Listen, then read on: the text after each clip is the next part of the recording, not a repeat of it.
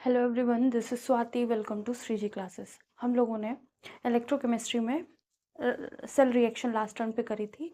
Cell representation फिर से समझा देते हैं, कुछ एग्जांपल करा देते हैं, क्योंकि सेल रिप्रेजेंटेशन से ही हम बहुत सारी चीज़ें कंक्लूड कर लेंगे। ठीक है, कि ऑक्सीडेशन हो रहा है, रिडक्शन हो रहा है, कि हमारा जो मेटल है वो कैसा है, आयंस ऑक्सीडेशन किधर हो रहा है, एनोड कौन सा है, कैथोड कौन सा है। तो सारी चीज़ें हम अपनी सेल रिएक्शन से या सेल रिप्रेजेंटेशन से निकाल सकते हैं। और कह सकते हैं हाफ सेल रिएक्शन भी उसी से ही कंक्लूड कर सकते हैं। ठीक है, तो लिखना है सेल रिप्रेजेंटेशन। तो सेल रिप्रेजेंटेशन जो टर्म है, मतलब अब हम 3-4 तरह के एग्जाम्पल करेंगे, थोड़ा थोड़ा चेंजेस देखने को मिलेंगे सब में। तो फर्स्ट जो हम लोगों ने लास्ट टाइम पे एग्जांपल लिखा था वो था Zn, जो सॉलिड स्टेट में था। फिर Zn2+। तो ये क्या है? ये हमारा इलेक्ट्रोड है। ठीक है, जो सॉलिड फॉर्म में है। ये हमारा सॉल्वेंट है और ये है सॉल्ट ब्रिज। ये फर्स्ट एग्जांपल है। ठीक है, ध्यान से देखिएगा। ये है सॉल्ट ब्रिज और यहाँ पे हम लिखेंगे कॉपर 2+, और जो एक्वस स्टेट में होगा, और साथ में कॉपर जो सॉलिड स्टेट में होगा। ठीक है, तो ये हम रिएक्शन पढ़ चुके हैं, तो हमें यहाँ पता है ये एनोड पे होगा। जो लेफ्ट साइड है वो एनोड होगा और जो राइट साइड है वो कैथोड होगा। लेफ्ट साइड में ऑक्सीडेशन दिख रहा है हमें, यहाँ 0 दिख रहा है, और यहाँ तो ये जो इसके ऊपर जो आयन का नंबर है वो बढ़ गया है, मतलब इलेक्ट्रॉन रिड्यूस हो गए। इधर भी 2 है, इधर भी 2 है, तो उतना ही होगा, किसी से मल्टीप्लाई नहीं करना है। नंबर ऑफ इलेक्ट्रॉन का आदान प्रदान सेम हो रहा है। ठीक है, सेकेंड एग्जाम्पल हम लेंगे। जब हमको गैस कोई दी होगी तो हमने बताया था कि प्लैटिनम इलेक्ट्रोड कहीं कहीं यूज होता है। तो एल्यूमिनियम, एल्यूमिनियम किस में? सॉलिड स्टेट में। फिर एल्यूमिनियम 3+ कहाँ? एक्वस स्टेट में। ऐसे भी एग्जाम्पल देखने को मिलेंगे। यहाँ पे सॉल्ट ब्रिज, ये पैरेलल इक्वल लाइन बनानी है। सॉल्ट ब्रिज के साथ Cl- आयन, फिर Cl2 और साथ में प्लैटिनम, यहाँ पे कॉमन लगेगा, प्लैटिनम मेटल। ठीक है, अगर मेटल गिवन होगा तो उसको हम ऐसे लिख सकते हैं, मतलब इसको लाइन बनाइए, मेटल है ये। ठीक है, और ये क्या है? गैस है, और ये एक्वस स्टेट में। ऐसे भी लिखा हो सकता है। ठीक है, इस प्लैटिनम के ऊपर रिएक्शन हो रही होगी।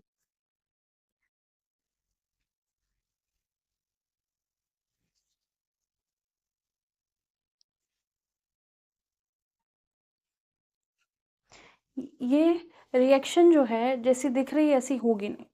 ठीक है, इसकी रिएक्शन क्या होगी? यहाँ से यहाँ देखेंगे, वहाँ से वहाँ देखेंगे, लेकिन यहाँ पे हमारे पास क्या होगा?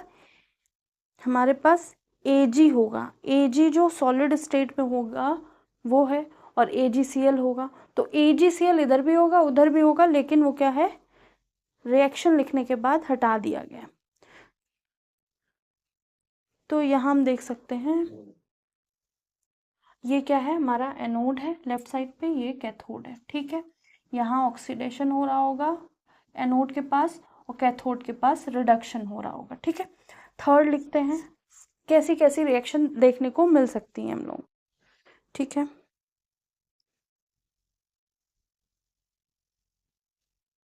एक तो लास्ट टर्म में Fe2+ Fe3+ भी हो गया था।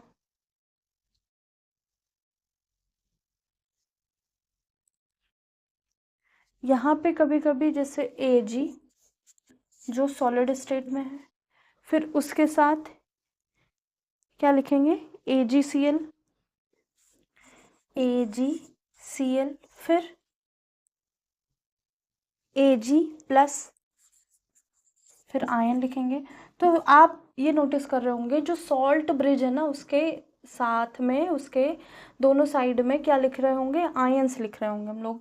यहाँ क्या आ जाएगा? Cl-, फिर Cl- के साथ AgCl, AgCl और साथ में सॉलिड सिल्वर। ठीक है, तो इस तरह की भी रिएक्शन होगी। तो ये पूरा का पूरा क्या होगा, यहाँ ऑक्सीडेशन हो रहा होगा और जो Ag है वो एनोड है और Ag जो है वो कैथोड भी है। ठीक है,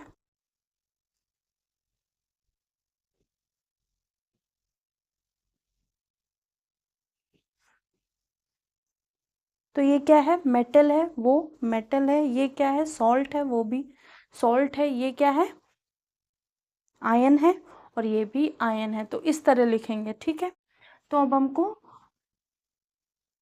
ऑलमोस्ट सारी लिखवा दी हमने। ये तीन तीन तरह की तो मिलेंगी ही। और सेल रिएक्शन कैसी हो सकती हैं। ठीक है, तो ये तीन तरह ऐसे रिएक्शन मिल जाएगी। यहाँ क्या है, कैथोड और उसका आयन, फिर क्या है, मेटल, मेटल का आयन, मेटल के साथ वहाँ पे प्लैटिनम है, प्लैटिनम के साथ जो भी हमारा गैस है वो, यहाँ मेटल, मेटल का सॉल्ट, फिर मेटल का आयन, मेटल का सॉल्ट, मेटल का मेटल, मेटल का सॉल्ट, मेटल का आयन। ठीक है, ये अब हम करेंगे सेल पोटेंशियल। इसमें कुछ भी ऐसा लगता हो कि नहीं समझ में आया तो आप कमेंट कर सकते हैं, आपको ज़रूर समझाया जाएगा। अभी ये हम इतनी और भी एक दो तरह के रिएक्शंस देख सकते हैं इसमें बनाने को, तो और भी बना सकते हैं। ठीक है, अब हम बात करेंगे cell potential.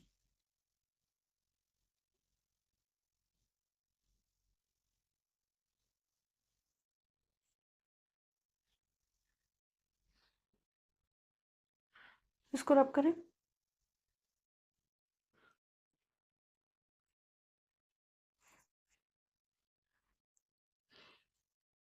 Cell potential, cell potential actual में क्या है, आउटपुट ऑफ द सेल है। आउटपुट मतलब जो हम लोगों ने सेल बनाया है उसमें कितना पोटेंशियल है। ठीक है, या फिर बोल सकते हैं cell potential output of the cell है, या बोल सकते हैं potential difference between two cell. Potential difference दो सेल के वोल्टेज के बीच में जो डिफरेंस देखने को मिलेगा उसी को सेल पोटेंशियल कहते हैं। तो इसको लिख सकते हैं, cell potential is the output of the cell.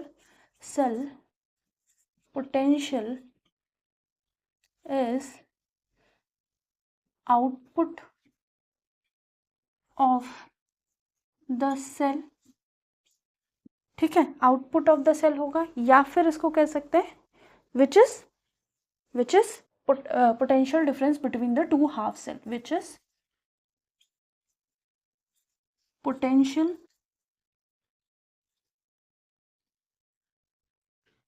difference between two half cell। ठीक है, दो हाफ सेल बनाएंगे हम लोग। ठीक है, जब दो हाफ सेल बनाएंगे तो उनके बीच में पहली शर्त क्या थी, पोटेंशियल डिफरेंस होना चाहिए। तभी क्या होगा, जो हमारा सेल है वो वर्क करेगा। ठीक है, तो ये क्या है, ये एक हमने टम्बलर लिया, एक ये दूसरा लिया। ऐसे ही सेल आपको देखने को मिलेंगे अगर आप लैब जाएंगे तो। ठीक है, अब तो न्यू भी आ गए होंगे, लेकिन अभी ऐसे मिलते थे अभी तक। ठीक है, तो ये क्या है, ये हमने सॉल्ट ब्रिज किया कि रिएक्शन में चार्ज का मेंटेनेंस रहे। और ये हमारा एक इलेक्ट्रोड, लेफ्ट साइड हम लोग हमेशा एनोड रखते हैं तो लेफ्ट साइड एनोड रखेंगे, राइट साइड हम लोग कैथोड रखते हैं तो राइट साइड हम लोग कैथोड रखेंगे। ठीक है, यहाँ पे जो भी हमारा मेटल है उसका सॉल्यूशन है, और यहाँ क्या होता है, सेमी सॉलिड मटेरियल होता है। ठीक है, और ये ऐसे कनेक्ट कर दिया। ठीक है, तो इस इलेक्ट्रोड, ये हाफ सेल और ये दोनों हाफ सेल के बीच में पोटेंशियल, अगर मान लिया कि यहाँ पे 1 वोल्टेज यहाँ पे पोटेंशियल है और यहाँ पे 2 वोल्टेज पोटेंशियल है। ठीक है, 1 वोल्ट और यहाँ पे 2 वोल्ट, तो अगर पोटेंशियल डिफरेंस है तो ही रिएक्शन होगी, मतलब तो ही हमको करंट का फ्लो देखने को मिलेगा। लेकिन अगर दोनों में एक ही पोटेंशियल है तो ऐसा नहीं होगा, और सॉल्ट ब्रिज की वजह से ऐसा पॉसिबल होगा ही नहीं। ठीक है, हमेशा मेंटेन करके चलता है, इसीलिए हम लोग सॉल्ट ब्रिज यूज़ करते हैं।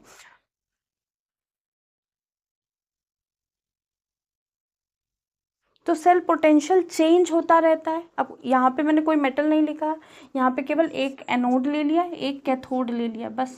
और क्या सॉल्ट ब्रिज है, उनका सॉल्यूशन है, जो कैथोड होगा उसका सॉल्यूशन होगा। तो यहाँ पे क्या होगा, सेल पोटेंशियल चेंज होते रहेंगे एज रिएक्शन प्रोसेस।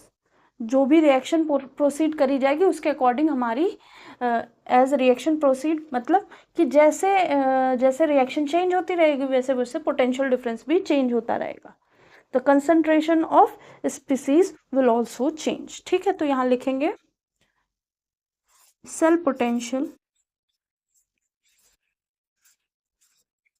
जो सेल पोटेंशियल होगा changes as per the reaction, as the reaction proceeds। ठीक है, सेल पोटेंशियल होगा, और ये लिखा ही नहीं मैंने, चेंजेस, सेल पोटेंशियल चेंजेस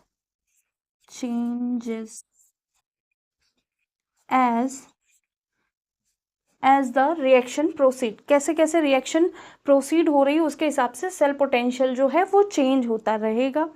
और कंसंट्रेशन ऑफ, या तो इसको बोल सकते हैं कि सेल पोटेंशियल चेंज होगा, या फिर बोल सकते हैं और concentration of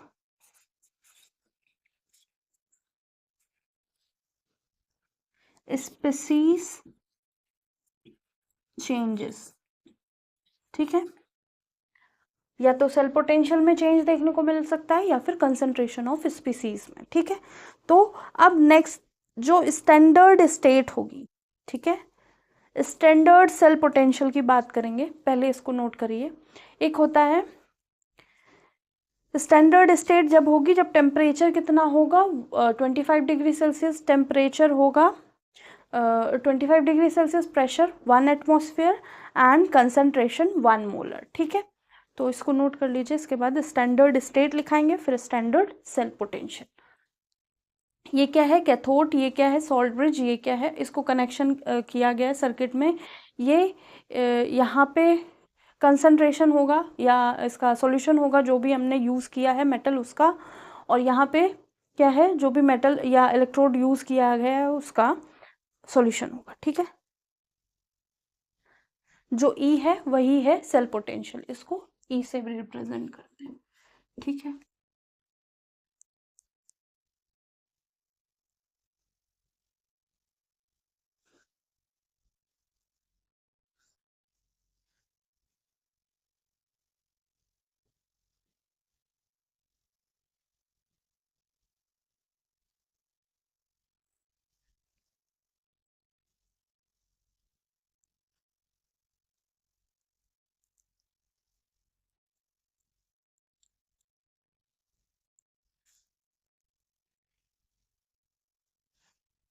hope so note हो गया होगा। इसको रब करते हैं।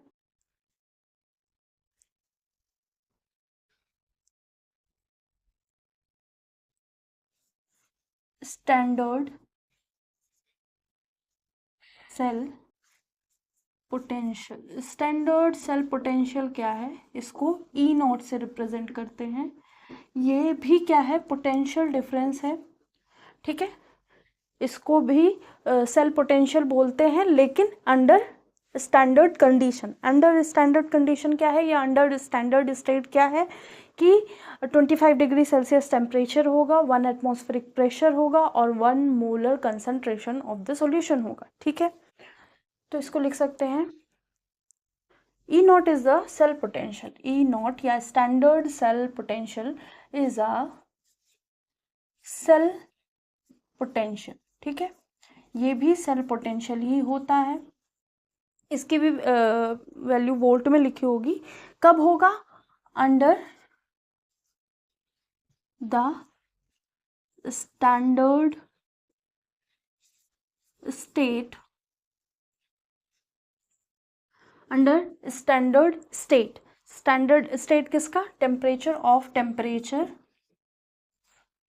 जो 25 डिग्री सेल्सियस होगा, प्रेशर एटमॉस्फेरिक प्रेशर होगा that is 1 atm, and third क्या बोला था, थर्ड बोला था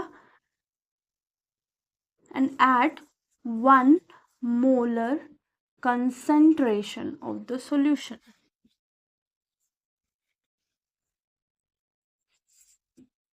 ठीक है, जो सॉल्यूशन था सेल के अंदर उसका भी पोटेंशियल उसका कंसंट्रेशन 1 मोलर होना चाहिए। Concentration of ion 1 molar concentration of solution की जगह आयंस लिख दो। ठीक है, सॉल्यूशन के अंदर ही तो होंगे आयंस। ठीक है, 1 मोलर कंसंट्रेशन ऑफ आयंस। ठीक है, सॉल्यूशन के अंदर क्या होते हैं, आयंस होते हैं। ठीक है, नेक्स्ट हमको लिखना है यहाँ पे ई नॉट भी चेंज होगा। ठीक है, जैसे जैसे रिएक्शन चेंज होगी हमारा ई नॉट भी चेंज होगा। तो इसको लिख सकते हैं, सॉरी वो तो ई चेंज हो रहा था ना, ये नहीं चेंज होगा। ई नॉट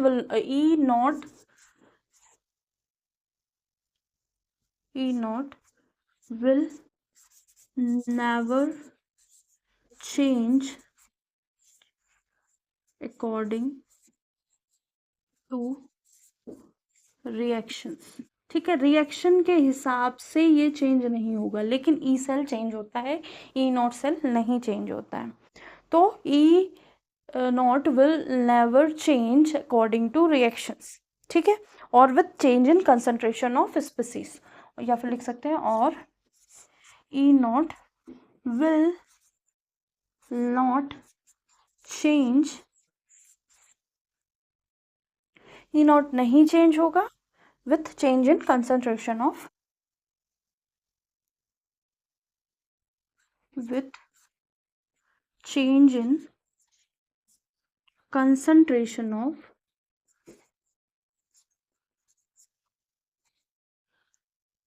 स्पीसीज की कंसंट्रेशन के चेंज होने से ई नॉट सेल नहीं चेंज होगा, लेकिन ई सेल हमारा चेंज होगा। ठीक है, तो ये एटीएम की जगह 1 बार कर लो, यहाँ पे जो ये है 1 बार करो। ठीक है, 1 बार ये ठीक रहेगा। मतलब टेम्परेचर 25 डिग्री सेल्सियस हो, प्रेशर 1 बार हो, 1 मोलर कंसंट्रेशन हो आयन का, तब हम लोग क्या निकालेंगे, E naught of the cell. Cell वैसा ही रहेगा जैसा हम लोगों ने रिप्रेजेंट किया था। ठीक है, इसको नोट करिए।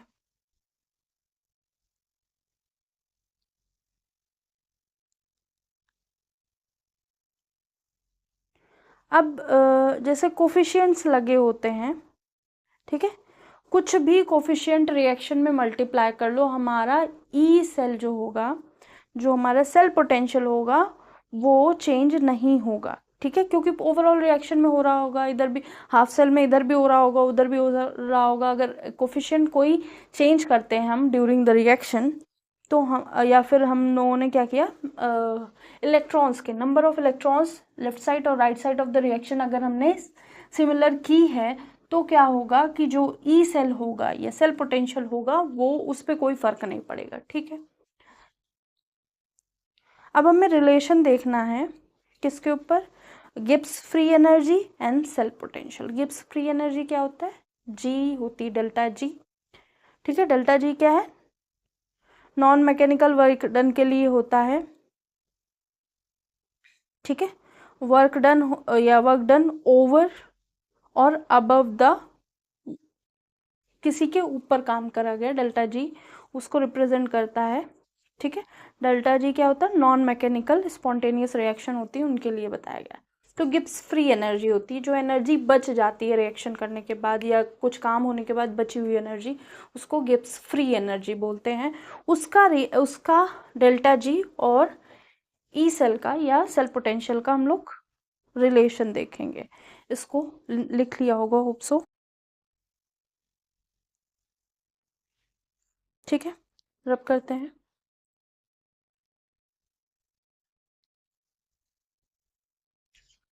तो जो टर्म है वो है रिलेशन बिटवीन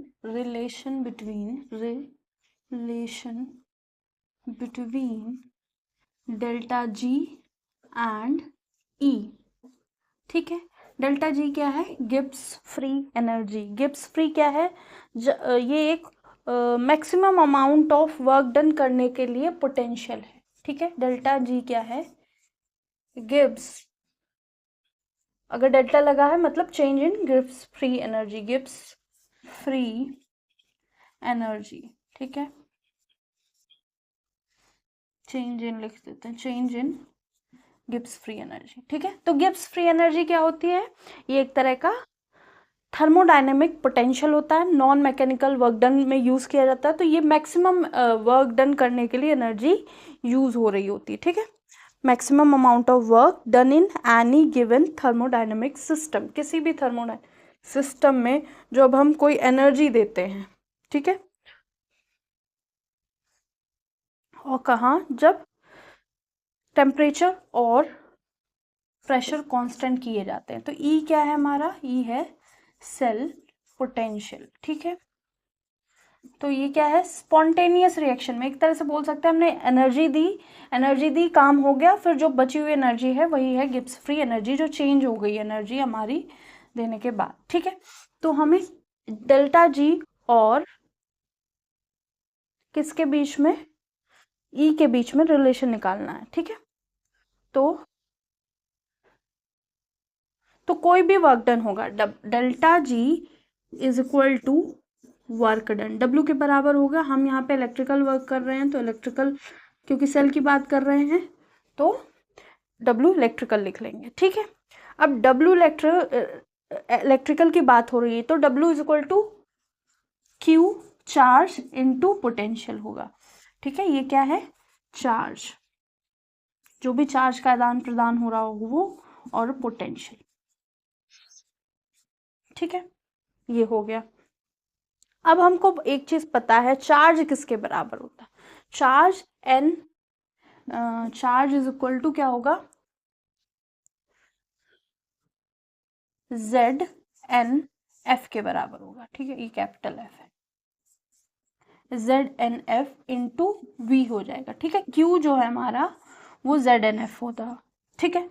अब जेड क्या है, जेड है चार्ज या नेट चार्ज बोल सकते हैं, ठीक है,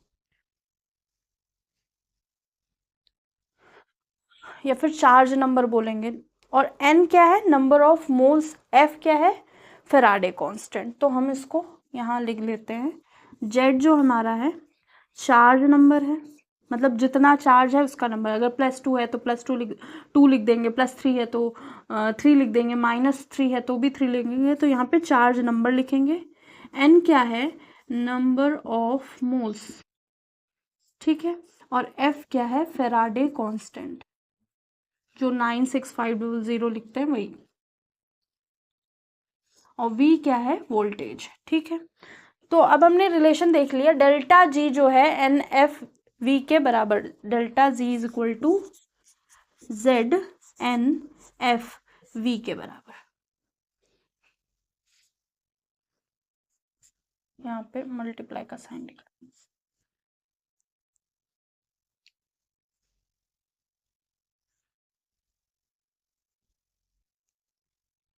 देखो यहाँ पे जेड आई लिखते हैं, जेड आई इसलिए लिखते हैं क्योंकि ये नेगेटिव होता है, इलेक्ट्रॉन का चार्ज नंबर लिखना होता है, ठीक है, क्योंकि आदान प्रदान किसका हो रहा है, इलेक्ट्रॉन का हो रहा है, ठीक है। इतना नोट कर लिया।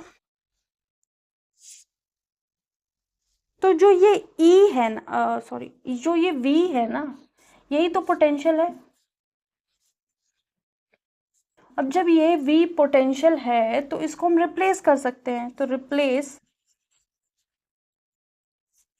We by E, V by E, तो हम लिख सकते हैं delta G is equal to Z I, I जरूर लिखना, ठीक है, एन एफ इंटू ई।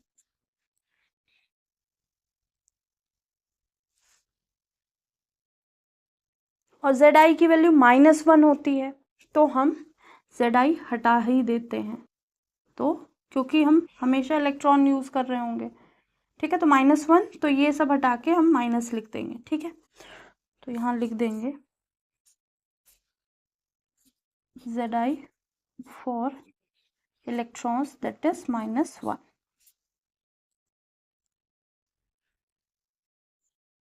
तो इलेक्ट्रोकेमिस्ट्री में सेल पोटेंशियल को ई रिप्रेजेंट किया गया है ई से, और हमने ये थर्मोडायनामिक में पोटेंशियल को वी से रिप्रेजेंट किया गया है, तो रिप्लेस कर दिया हमने वी को किससे, ई से। तो ये हमारी फर्स्ट इक्वेशन थी, फिर हम चेंज करते गए, ये हमारी सेकेंड इक्वेशन थी, और ये है हमारी फाइनल जो हमें रिलेशन बता रही है जी और ई में। ठीक है,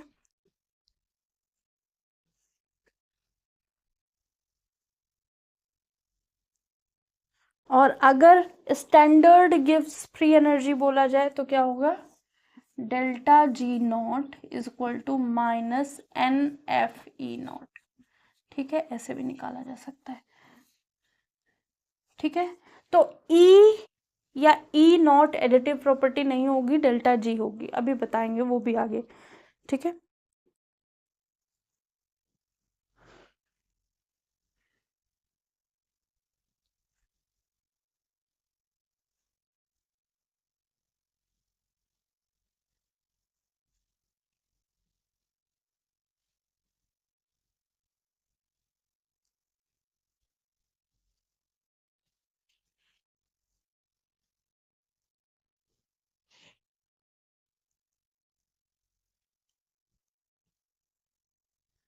ठीक है, सेल पोटेंशियल ही करवाएंगे उस नर्स इक्वेशन नेक्स्ट टर्न पे। ठीक है, अभी लिखना है हम लोगों को फॉर्मूला फॉर सेल पोटेंशियल, इसका रिलेशन हो गया, नोट कर लीजिए।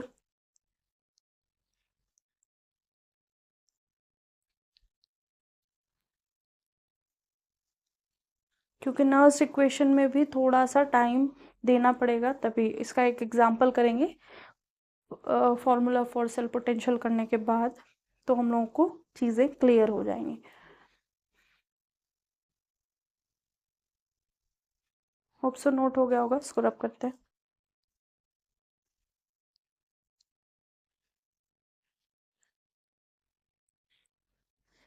Formula for sale potential.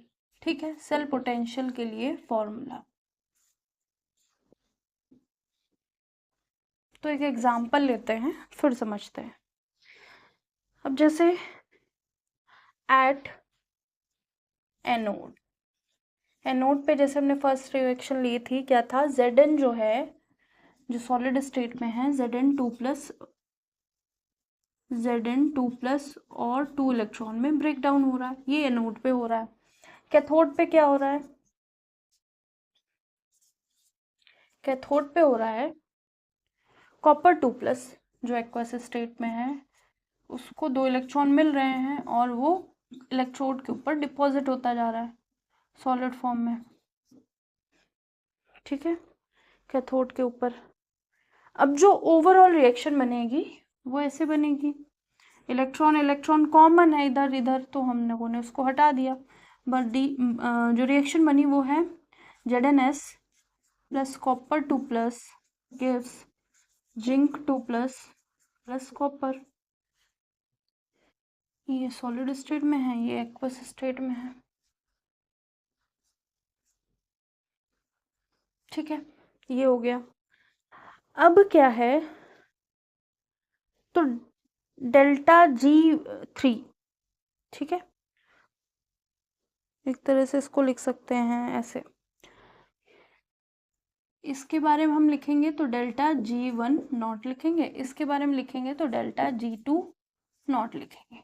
ठीक है, तो इन दोनों का सम करके हमको क्या निकालना है, डेल्टा G3 निकालना है, delta G3 nought is equal to how much. ठीक है, ये हमको फाइंड आउट करना है, या गिब्स फ्री एनर्जी निकालनी है हमको ओवरऑल रिएक्शन की। तो हमको हाफ सेल रिएक्शन ये दी गई है, हाफ सेल रिएक्शन ये दी गई है, इसका गिब्स फ्री दे दिया गया है, गिब्स फ्री क्या बोलते थे, अरे हाँ, गिब्स फ्री एनर्जी। ठीक है, Gibbs free energy, Gibbs free energy की वैल्यू इसकी दे दी गई, डेल्टा जी की वैल्यू इसकी दे दी गई, इसकी दे दी गई, हाफ रिएक्शंस की दे दी गई, हमको ओवरऑल रिएक्शन की गिब्स फ्री एनर्जी निकालनी है। अगर हमको केवल गिब्स फ्री एनर्जी निकालनी हो तो हम डेल्टा डी G1 G2 कर देंगे, लेकिन हमको क्या निकालना है, हमको एक्चुअल में निकालना है E03 is equal to how much. ठीक है, ये निकालना है हमको।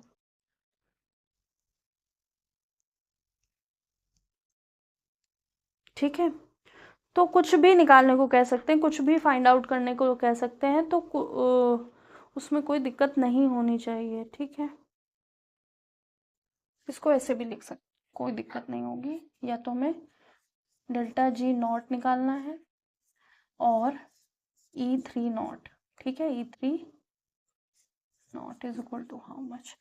ठीक है, तो हमने क्या किया, delta G3 nought is equal to delta G1 nought, delta G2 nought. ठीक है, तो हमें पता डेल्टा G कितना होता है, -NF और E3 नॉट। इसमें यहाँ पे n जो है वो लेना पड़ेगा, क्योंकि नंबर ऑफ मोल्स कैसे दिए हैं हमें नहीं पता। ठीक है, फिर यहाँ पे -N2F, F सब में कॉमन रहेगा। ठीक है, तो ध्यान रखना E1 नॉट प्लस, और यहाँ पे फिर से -N2 है, क्या कर रहे हैं, N1 N2 F E2 not. ठीक है, तो ये रिएक्शन बन जाएगी हमारी। अब हमको क्या है, F पता है, F कांस्टेंट है, N दे रखा होगा, N की वैल्यूज दे रखी होंगी। ठीक है, या फिर E की वैल्यूज दे रखनी होगी, E1 E2 की, N की N1 N2 की वैल्यू दे रखी होगी, हमें E3 नॉट की निकालनी होगी या G3 नॉट की निकालनी होगी। तो दोनों में से कोई भी यूज करके आप वैल्यू फाइंड आउट कर सकते हैं।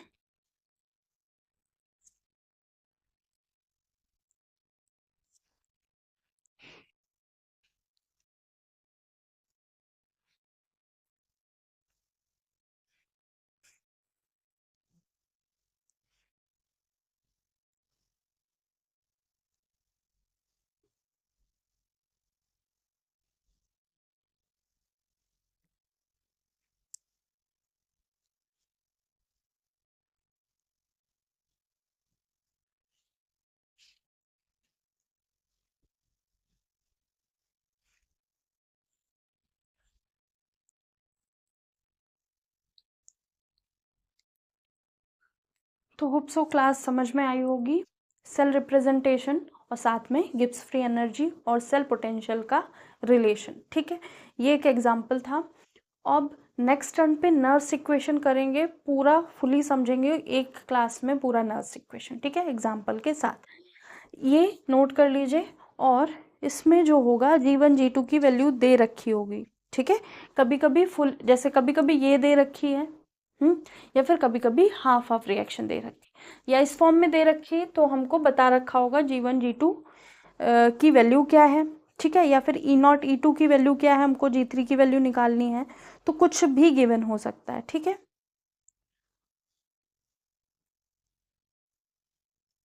इसका एक एग्जांपल करते हैं, फिर क्लास को फिनिश करते हैं, नहीं तो कुछ भी रहना नहीं चाहिए।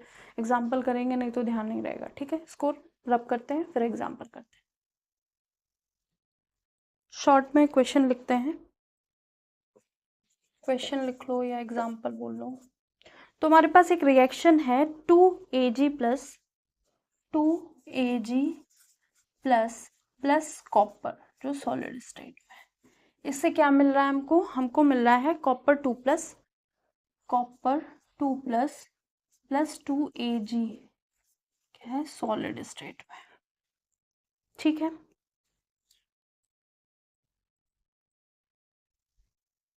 ये है सॉलिड स्टेट में। ठीक है, नेक्स्ट हमको E0 की वैल्यू दे रखी, E0 ऑफ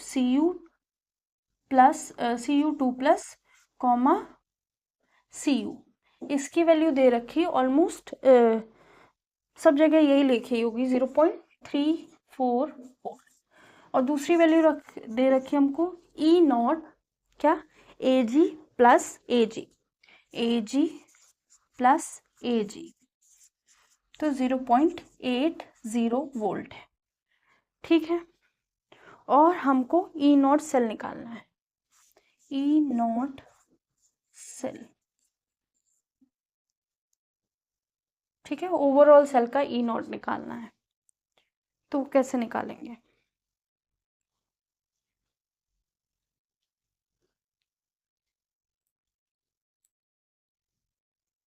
ठीक है, तो अभी हमें जी की वैल्यू कुछ नहीं पता, हमको केवल ई नॉट निकालना है। ठीक है, तो वो कैसे निकालेंगे? E naught of the cell is equal to E naught, जो कुछ भी कैथोड पे हुआ होगा। कैथोड पे क्या होता है? रिडक्शन होता है। कैथोड का रिडक्शन देखेंगे, माइनस ई नॉट एनोड पे क्या होता है? ऑक्सीडेशन होता है, लेकिन उसको भी रिडक्शन के ही फॉर्म में ही लिखेंगे। ठीक है, तो वैल्यू चेंज हो जाएगी। ठीक है, माइनस में आ जाएगी, पलट जाएगी। तो ये क्या है? ये हमारा एक तरह से क्या हो रहा है? ये हमारा रिडक्शन हो रहा है। ठीक है, इसका क्या हो रहा है? रिडक्शन हो रहा है, प्लस से जीरो में जा रहा है, तो रिडक्शन। और यहाँ क्या हो रहा है? ये हो रहा है ऑक्सीडेशन। ठीक है, तो ये क्या है? जो रिडक्शन होगा वो कहाँ हो रहा है? कैथोड पे हो रहा है। ठीक है, जब वो कैथोड पे हो रहा है तो जो कैथोड वाला है उसको हम एज इट इज लिख देंगे। ठीक है, जो राइट साइड है उसको पहले लिख लेंगे 0.80 वोल्ट। अब क्या है, जो ऑक्सीडेशन हो रहा है उसकी वैल्यू तो ये है, लेकिन हमको इसको रिडक्शन के फॉर्म में लिखनी है, तो इसको हम नेगेटिव कर देंगे। तो इसको क्या लिख देंगे? एनोड पे अगर रिडक्शन होगा, एट एनोड रिडक्शन होगा, तो ये जो वैल्यू है ना, इसको हम माइनस लगा के इन्वर्स कर देंगे। तो ये हो जाएगा -0.34 वोल्ट। ठीक है, तो अगर हम वहाँ माइनस ना भी लगाएं, मैं इसको ऐसे रिडक्शन लिख दें, और यहाँ तो माइनस है ही, ठीक है, तो वैसे भी कर सकते हैं। तो लेकिन वो जो ये फॉर्मूला लिखेंगे ई नॉट का, वो ये वाला ही लिखेंगे। अगर G1 G2 की वैल्यू लिखी होती तो हम क्या करते? तो हम G1 G2 की वैल्यू और N और F की वैल्यू लिखते। ठीक है, तो यहाँ जो हो गया, इसका आंसर क्या आएगा? 0.46 वोल्ट। ठीक है, तो ऐसे भी एग्जाम्पल देखने को मिलेंगे, क्वेश्चन देखने को मिलेंगे।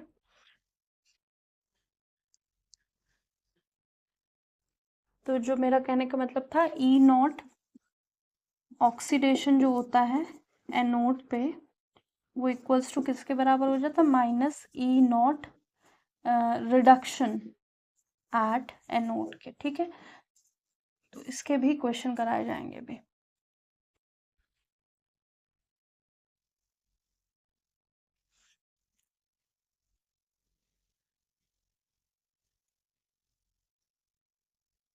तो हमको रिएक्शन देख के कंक्लूड करना है कहाँ रिडक्शन हो रहा है, कहाँ ऑक्सीडेशन हो रहा है, और इस फॉर्मूले में अगर हमें डायरेक्ट ई नॉट सेल निकालना है तो कैसे करेंगे। ठीक है,